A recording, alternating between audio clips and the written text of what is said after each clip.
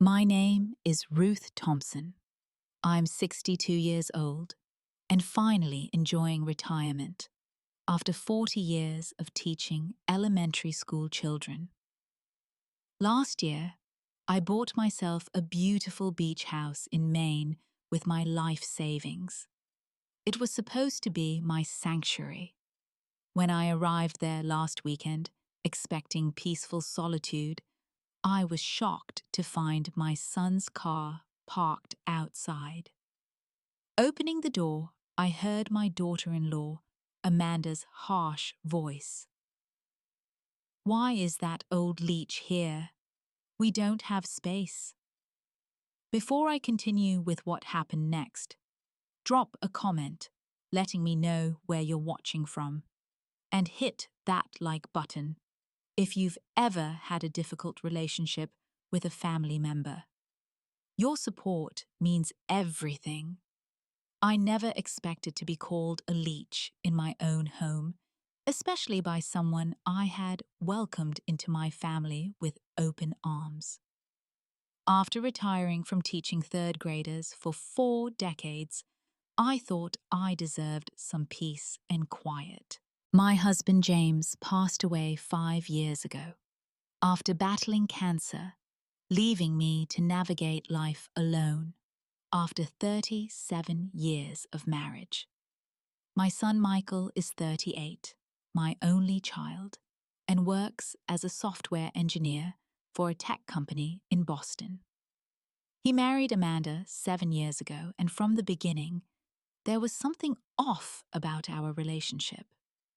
While I tried to be the supportive mother-in-law who didn't interfere, Amanda seemed to interpret every gesture of kindness as an intrusion. They have 3 beautiful children, Lily, 10 Parker, 7, and little Emma, who just turned 3. The beach house in Maine was my dream. James and I had always talked about retiring by the ocean watching sunsets together from a porch swing. After he died, I put all my energy into making that dream come true, not just for me, but as a way to honor his memory. I worked extra tutoring jobs after school for years. I sold our family home and downsized to a small apartment. I skipped vacations and saved every penny possible. When I finally bought the charming blue cottage overlooking the Atlantic, 8 months ago, it felt like a lifetime achievement. The house wasn't fancy or large, just a modest 3-bedroom with weathered shingles and a wraparound porch. But when I stood on that porch and listened to the waves, I felt James there with me. Michael seemed happy for me at first. He helped me move in some furniture and even fixed a few things around the house. But whenever he brought Amanda, she would make comments under her breath. "Such a big house for just one person," or "This would be perfect for a growing family like ours." Over the years, my relationship with Amanda deteriorated despite my best efforts. When Lily was born, I offered to help with babysitting, but Amanda claimed I was trying to take over. When I bought Christmas gifts for the children, they were too extravagant and made Amanda's gifts look bad. When I cooked family dinners, my food was too rich or not healthy enough. Still, I tried to maintain a good relationship with my son and grandchildren. I babysit, whenever allowed, remembered birthdays and anniversaries, and kept my opinions to myself. Michael occasionally visited alone with the kids when Amanda was busy, and those were precious moments I cherished. The beach house was supposed to be my haven, a place where I could finally put myself first, after a lifetime of caring for others. I never imagined it would become the battleground for a family war. After a particularly exhausting week volunteering at the community center, I decided to treat myself to a weekend at my beach house. The weather forecast promised sunshine and mild temperatures perfect for long walks on the shore and reading on the porch. I packed lightly, just a small suitcase with comfortable clothes and the new mystery novel my book club was reading. I didn't tell Michael or anyone about my plans because, frankly, I wanted time alone. Teaching had always surrounded me with noise and activity, which I loved, but retirement had taught me to appreciate solitude. The 2-hour drive from my apartment in Portland was peaceful, with the radio playing softly and anticipation building as I got closer to the coast. When I turned onto the narrow road leading to my cottage, my heart sank. Michael's black SUV was parked in the driveway, along with 3 other cars I didn't recognize. For a moment, I sat in my car, contemplating whether to leave and come back another time. But this was my house, my sanctuary that I had worked so hard for. Surely there was room for all of us. Taking a deep breath, I grabbed my bag and walked to the front door. The sound of laughter and music greeted me as I used my key to open it. The scene inside was chaotic. About a dozen adults mingling in my living room wine glasses, in hand music playing from portable speakers. The furniture had been rearranged, and several air mattresses were set up in corners. Michael was the first to notice me. His face registered shock, then something that looked uncomfortably like annoyance before he composed himself. "Mom, what are you doing here?" he asked, coming toward me with a forced smile. Before I could answer, Amanda appeared from the kitchen, holding a platter of appetizers. When she saw me, her expression darkened immediately. "Why is that old leech here?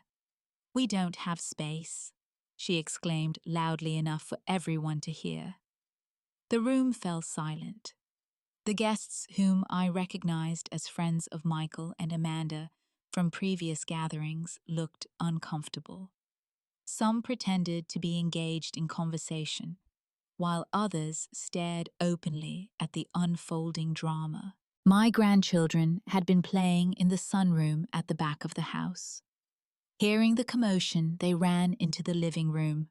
Lily's face lit up when she saw me. "Grandma Ruth!" she squealed, rushing toward me with arms outstretched. Parker followed his sister, equally excited.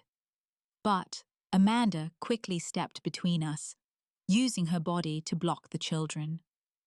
"Not now, kids. Grandma was just leaving," she said firmly.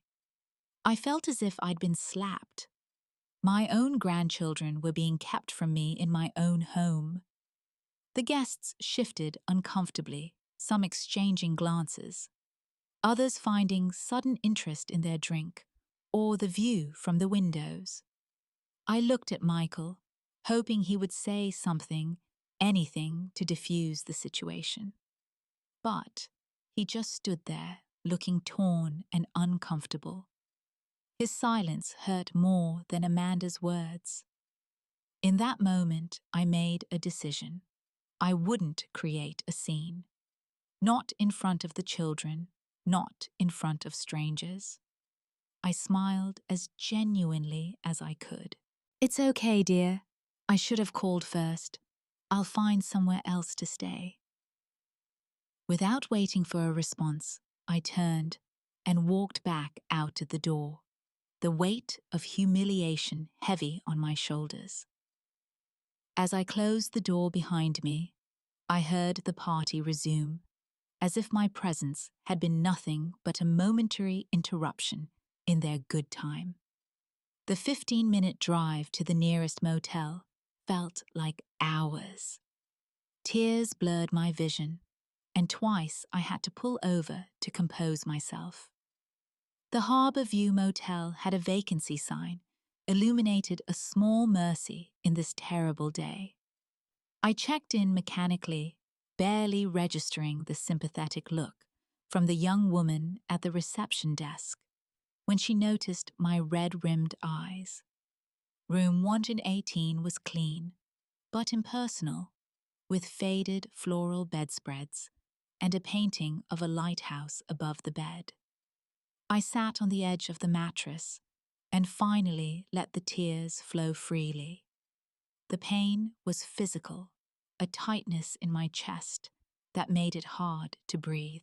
How could this happen? How could I be made to feel like an intruder in my own home? With shaking hands, I called my best friend Sarah. We had taught at the same school for 30 years and shared every life milestone together. Ruth, what's wrong? Sarah asked as soon as she heard my voice. Amanda called me a leech, I managed between sobs. In front of everyone, in my own house. She did what? The outrage in Sarah's voice was comforting. Start from the beginning.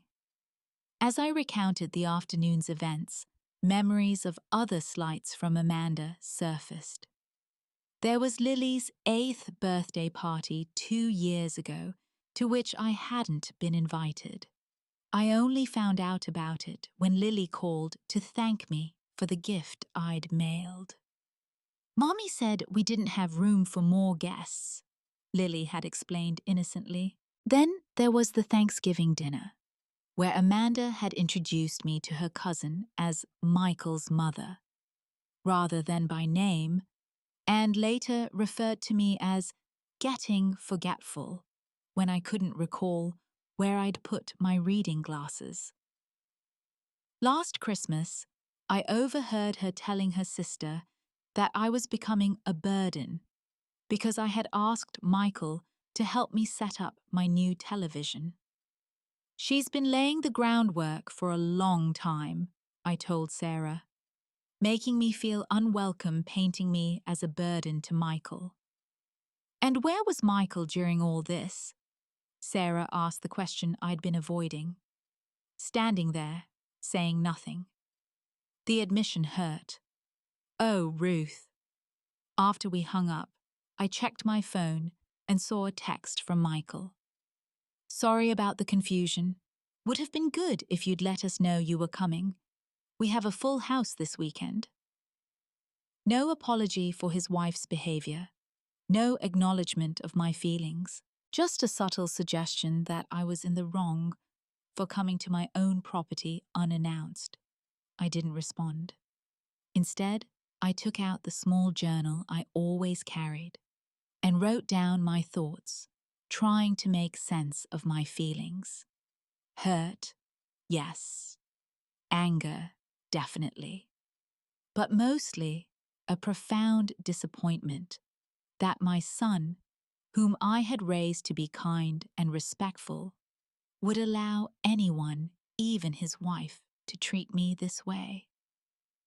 Sleep eluded me that night.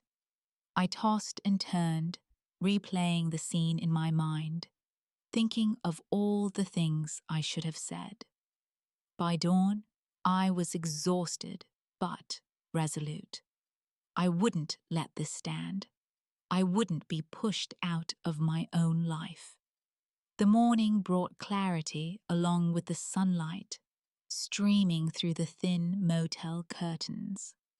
After a quick shower and a cup of mediocre coffee from the lobby, I drove back to my beach house. The extra cars were gone, suggesting the overnight guests had left. Only Michael's SUV remained in the driveway. Michael was in the front yard picking up discarded cups and paper plates when I pulled up. He looked tired, with dark circles under his eyes.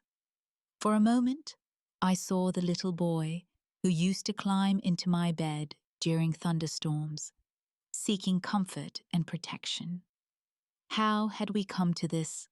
Mom, he said, as I approached, his voice wary. I thought you were staying somewhere else. This is my house, Michael, I replied quietly. We need to talk. He sighed, running a hand through his hair the way he always did when stressed. Look, I'm sorry about yesterday. It was awkward timing. Awkward timing, I repeated, disbelief coloring my voice.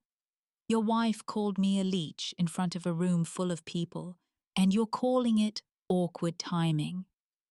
You should have called first, he said defensively. We've been planning this anniversary weekend with friends for months. 10 people staying over, everything arranged. Then you just show up. Why didn't I know about these plans? I asked. Why didn't anyone tell me you were using my house?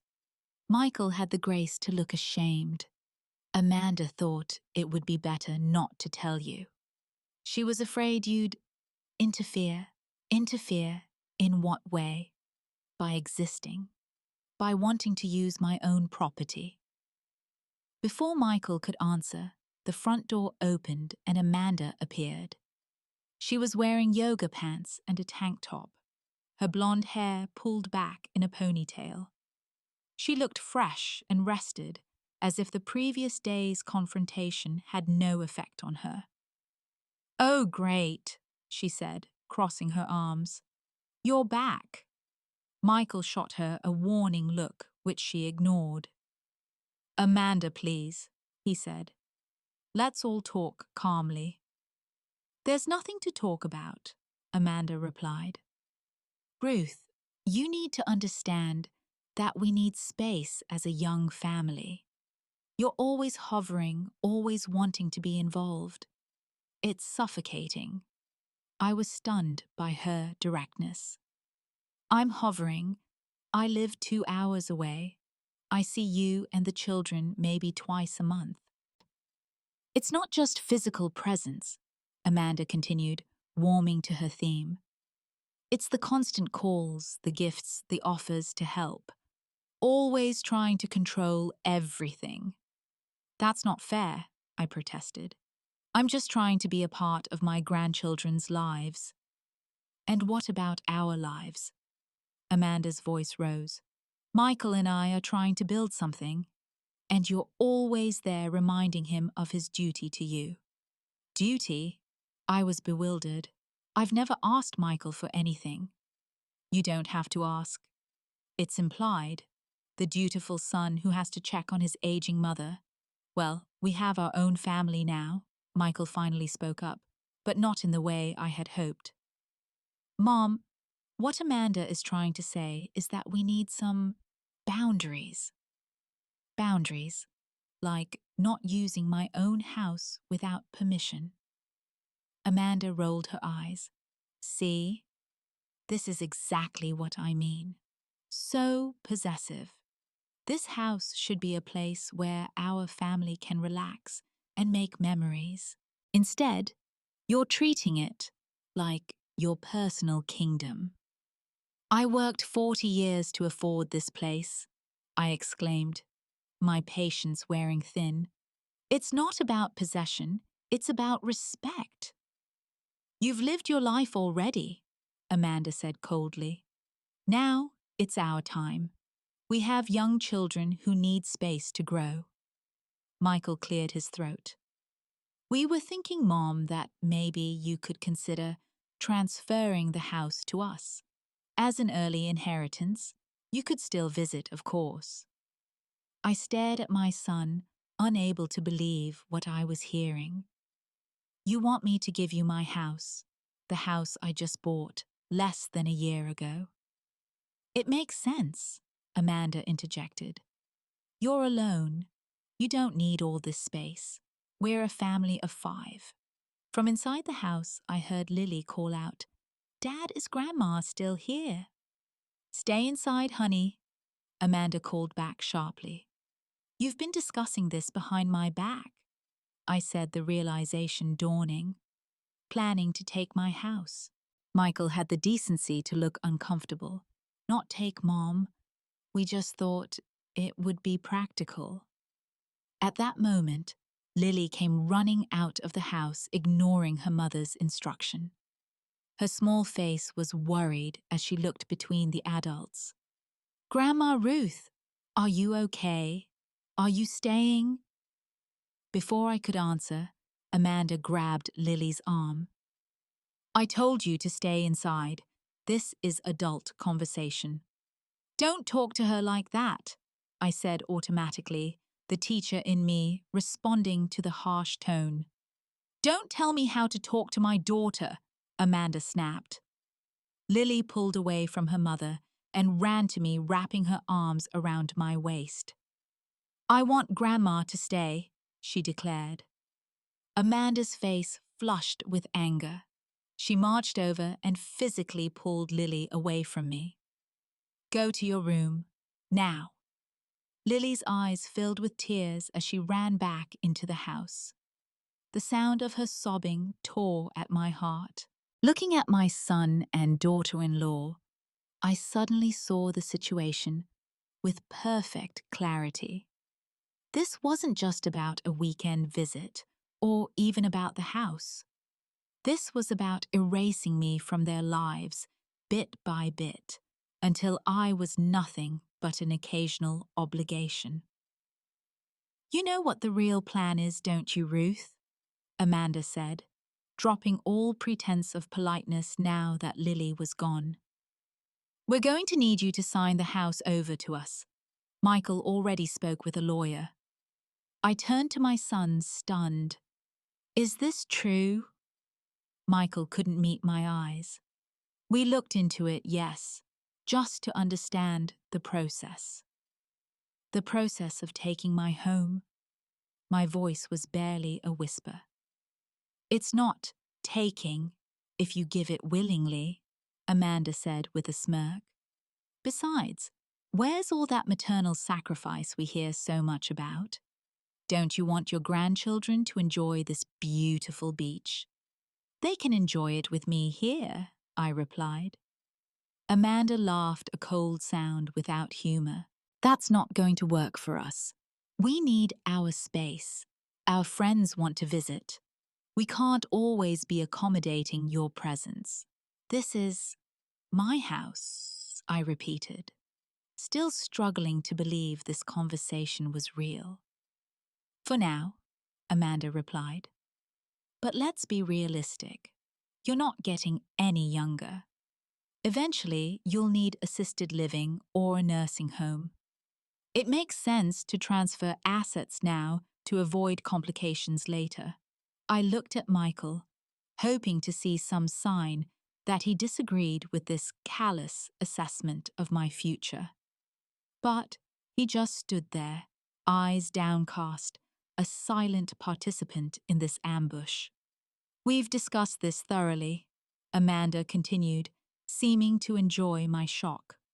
Michael agrees that it's the practical solution. Don't you, honey? Michael nodded reluctantly. It does make financial sense, Mom, and we'd make sure you could visit. Within reason, of course. Within reason, I repeated numbly.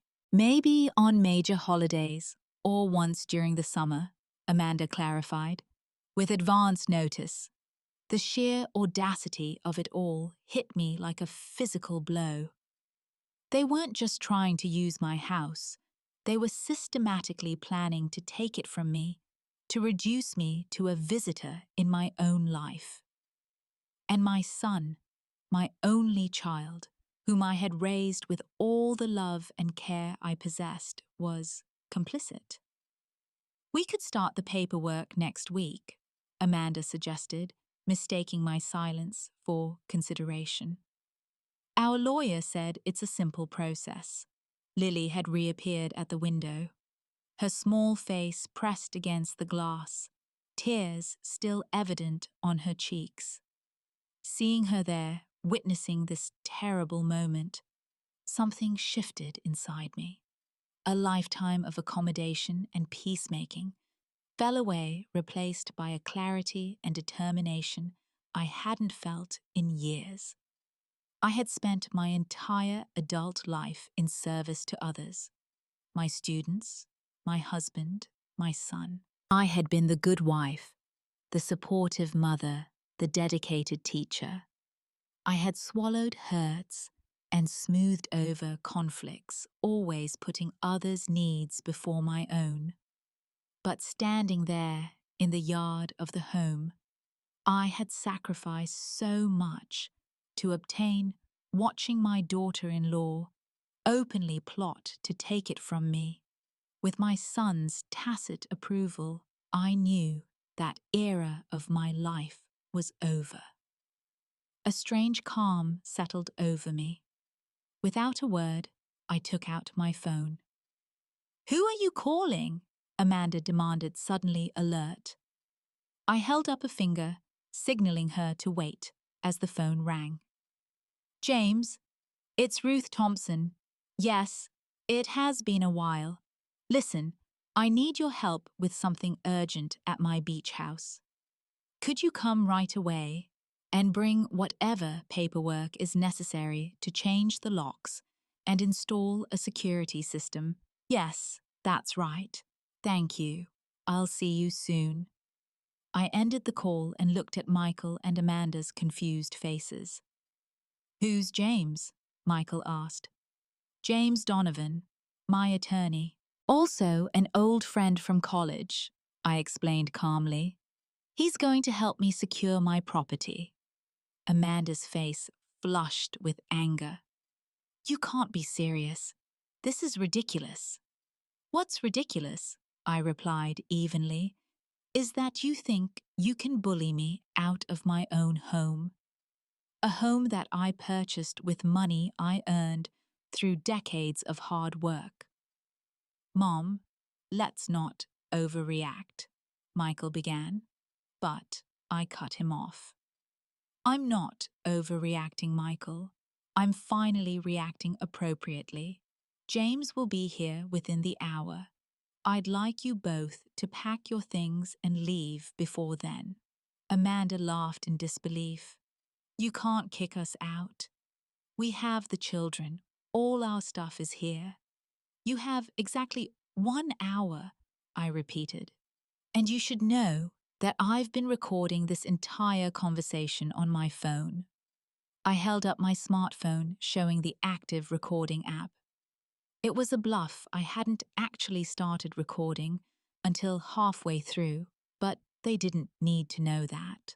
The effect was immediate. Amanda's face went pale, then red with fury. Michael looked stricken. "You recorded us without permission," Amanda sputtered. "That's illegal." "Actually, Maine is a one-party consent state for recordings," I replied, thanking my book club for recently discussing a legal thriller that had mentioned this fact. "And I'm fairly certain that plotting to coerce an elderly parent out of their property could be considered elder abuse." "Elder abuse? You're 62, not 90, Amanda snapped, but I could see the worry in her eyes. "Old enough to be called a leech, apparently," I replied. "Old enough that you're already planning my move to a nursing home." I turned to Michael, softening my tone slightly. "I'm not angry with you, Michael. I'm disappointed and hurt, but I still love you. I just need some time and space right now. And I need you to respect that this is my home." Michael looked conflicted, torn between his wife and his mother. For a moment, I thought he might stand up to Amanda, might apologize, or try to make things right. Instead, he simply nodded. "We'll go," he said quietly. Amanda started to protest, but Michael silenced her with a look. "Not now, Amanda. Let's just pack up and go." I made one more call while they gathered their things, this time to Sarah. "Can you come to the beach house? I need a friend right now."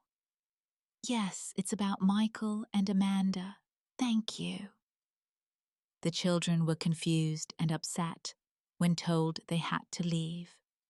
I knelt down to hug each of them, promising we would see each other soon. Why are we going, Grandma? Lily asked, her eyes still red from crying. Sometimes grown-ups need a little time apart to figure things out, I explained gently. But I love you very much, and nothing will ever change that. Amanda hurried the children along, barely allowing them to say goodbye. Michael loaded their bags into the car in silence, avoiding eye contact with me. As they prepared to leave, I stood on the porch, watching the family I loved pull away from me in more ways than one. The sound of their car fading into the distance left me in a silence so profound it was almost painful. I sat on the porch swing, looking out at the ocean, and let the tears come at last. 6 months can change so much. As I sit on my porch swing now, watching the October sunset paint the sky in shades of pink and gold, I barely recognize the woman I was on that terrible day in April. The beach house has become my true home. I've painted the walls in soft blues and greens, planted a garden of hardy coastal flowers, and hung wind chimes that sing with the sea breeze. The security system James helped me install gives me peace of mind, along with the new locks and outdoor cameras. In the weeks after the confrontation, I threw myself into building a new life. I joined a book club at the local library and volunteered to teach English to immigrants at the community center. I reconnected with old friends and made new ones, including my neighbors Carol and Bill, who invite me for dinner every Sunday. The path to healing wasn't easy or straight. There were nights I cried myself to sleep, mornings I woke up wondering where I had gone wrong as a mother. But gradually, the raw pain began to ease, replaced by a steady determination to live fully on my own terms. Michael called about a month after our confrontation. The conversation was awkward but necessary. He admitted that he and Amanda had been having problems for years and that the situation with me had been a breaking point. They were seeing a marriage counselor, but he wasn't optimistic. "I'm sorry, Mom," he said, his voice breaking. "I should have stood up for you. I should never have let it get to that point." I forgave him because that's what mothers do. But I also made it clear that our relationship would need to be rebuilt on new foundations, with proper boundaries and mutual respect. 3 months ago, Michael told me he and Amanda had separated. He had moved into an apartment in Boston and was seeing the children on weekends. The news brought mixed emotions. I never wanted to see my son's marriage fail, but I couldn't deny feeling vindicated that Amanda's controlling behavior had finally faced consequences. The best part of this new chapter has been rebuilding my relationship with my grandchildren. Every other weekend, Michael brings them to visit me at the beach house. We build sandcastles, fly kites, bake cookies, and read stories. Without Amanda's interference, the children have blossomed in their relationship with me. Lily, my sensitive eldest grandchild, wrote me a letter that I keep framed on my bedside table.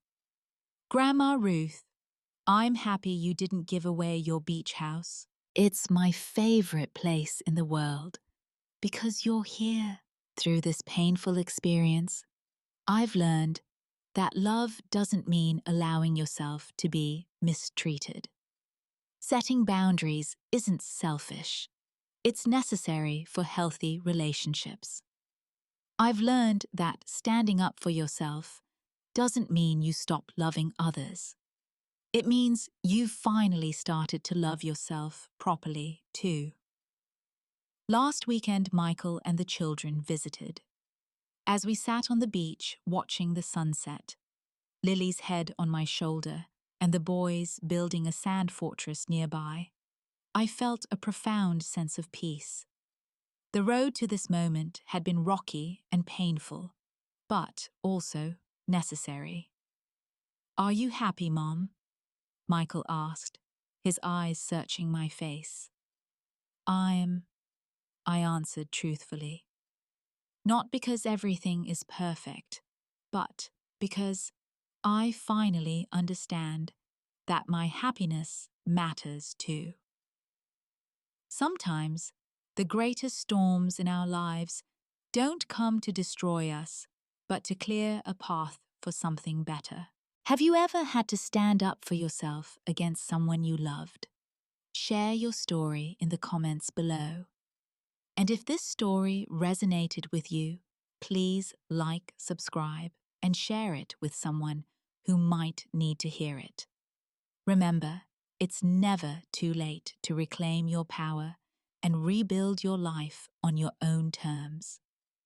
Thank you for listening, and I wish you the strength to weather your own storms with grace and courage.